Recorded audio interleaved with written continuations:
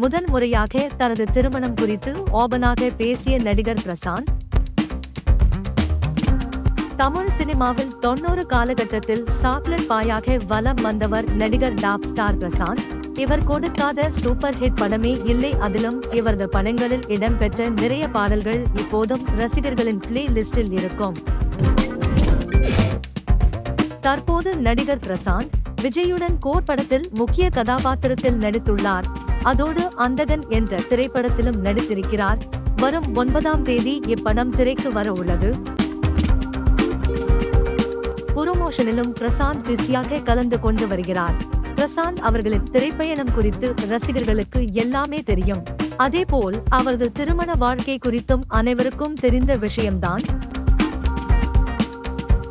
அந்தகன் படத்தில் ஒரு புரோமோஷன் நிகழ்ச்சியில் நடிகர் பிரசாந்திடம் மறுமணம் குறித்து கேள்வி கேட்கப்பட்டது.